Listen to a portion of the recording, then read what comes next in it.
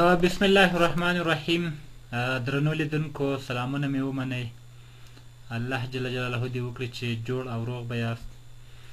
راځو د نن ورځې په درس کې د عناصرو دوراني جدول ګروپونه وایو. په تیر درس کې موږ تاسې د عناصرو دوراني جدول د ځانګړتیاوو له ډلې څخه پیریودونه ولوستل. موږ تاسې ویل چې د عناصرو دوراني جدول اووه پیریودونه لري، د هغوی مشخصات او مکملې ځانګړنې مو تشریح کړې. نن راځو د هغوی په ادامه د دوراني جدول ګروپونه وایو. ګروپونه د عناصرو په دوراني جدول کې له عمودي قطارونو څخه عبارت دي.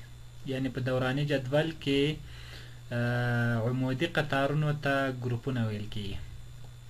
البته فامیل، عمودي قطار، کالم، ګروپ او ډله دا ټول نومونه ورکول کیږي.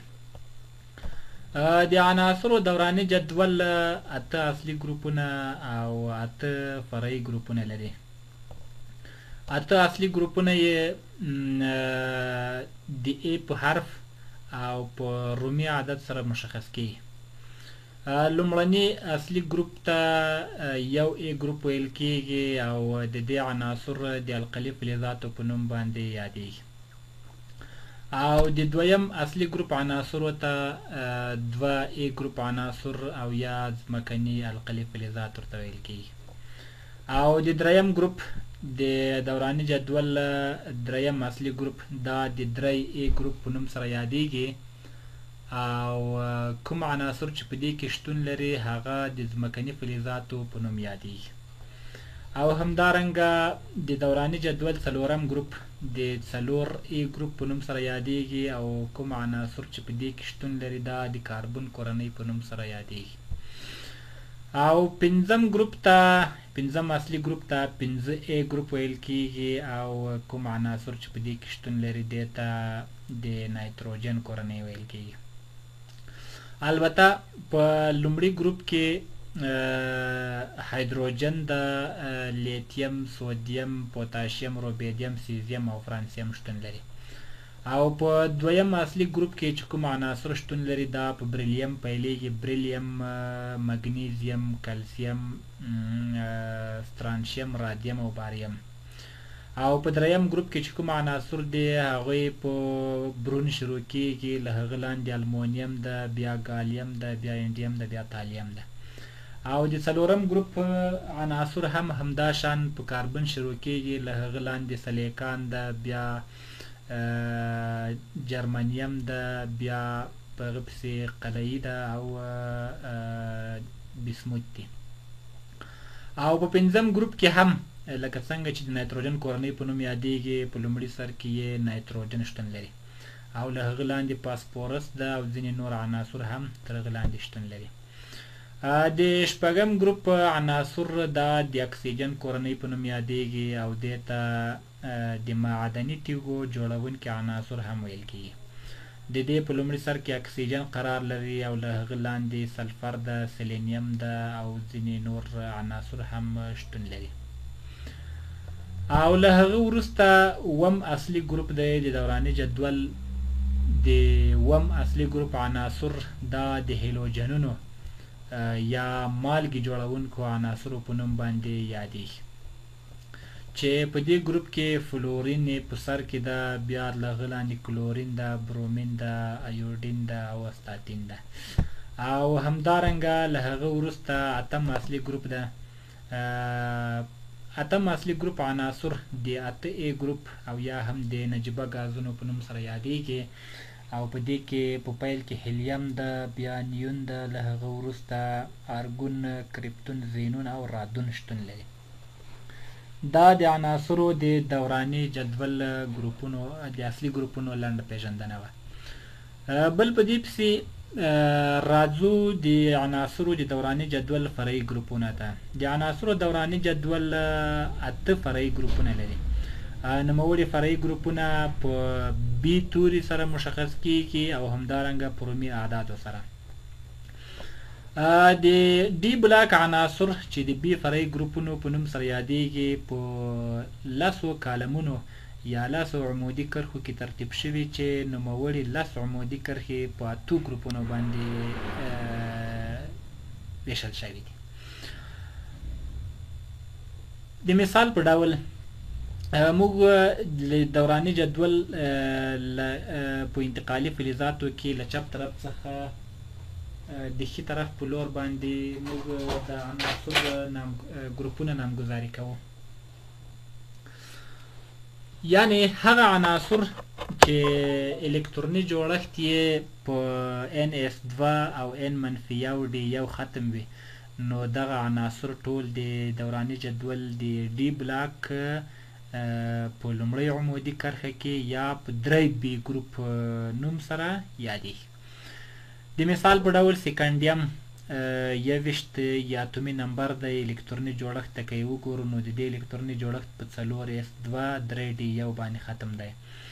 نو دا 4 ته که موږ تاسې نوم n ورکو ns2 او دغه 3 نو حتما له دغه 4 څخه یو کم قیمت اخلي، یعنی n-1 d1. نو سیکنډیم په 3B ګروپ کې پروت ده. همدارنګه له هغه نه وروسته ټول هغه عناصر چې الکتروني جوړښت یې په NS2 N-1 D2 ختم وي دا د فرعي ګروپونو په 4B ګروپ کې ځای لري. د مثال په ډول ټیټانیم د دې الکتروني جوړښت په 4s2 3d2 ختمیږي.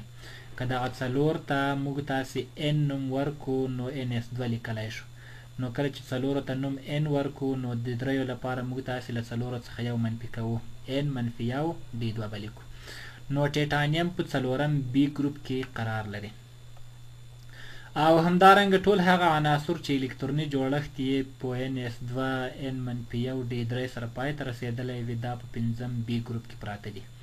لکه ویناډیم چې الکتروني جوړښت یې په 4s2 او 3d3 سره پای ته رسېدلی. 4s2 3d3 کاملا له NS2 N-1 D3 سره مشابه دي، نو ویناډیم په 5B ګروپ کې ځای لري. او همدارنګه له هغه وروسته ټول هغه عناصر چې الکتروني جوړښت یې په NS2 N-1 D4 باندې ختم شوی وي دا په 6B ګروپ کې پراته دي.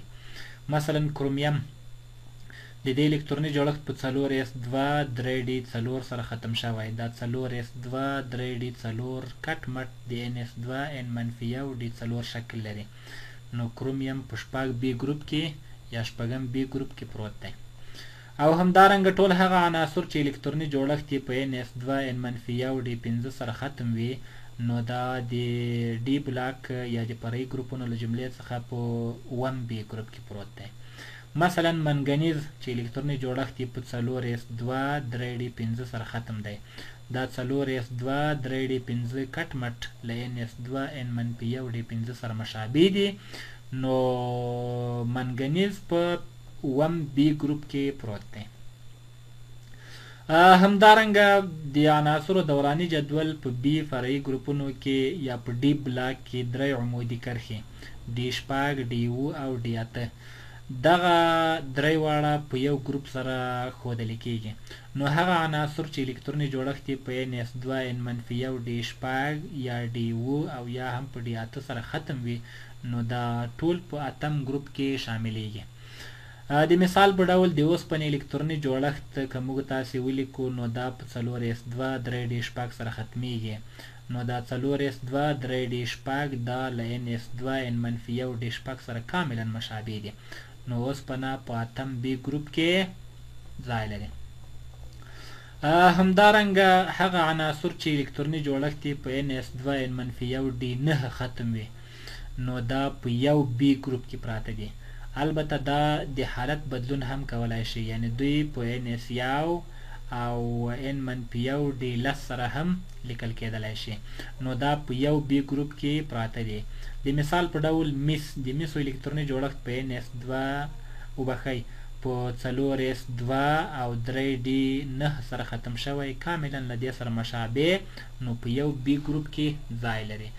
او همدارنګه زنک دا هم یا داسې وایو ټول هغه عناصر چې الکتروني جوړښت یې په NS2 N-1 ختم وي نو دا په دویم B ګروپ کې پراته دي. لکه زنک که وکتل شي د زنک الکتروني جوړښت په 4s2 3d لس سره ختمیږي، البته دا لس دی 3d لس په دغه ځای کې اشتباه شوی. نو دغه 4s2 3d لس دا د NS2 N-1 لس سره کاملا مشابه دی، نو اوسپنه په دویم B ګروپ کې ځای لري. دا و د عناصرو د دوراني جدول د اصلي او فرعي ګروپونو لنډه پیژندنه. د نن ورځې درس په همدې ځای پای ته رسیږي. تر بیا مو په الله سپارم. ښه وخت ولرئ.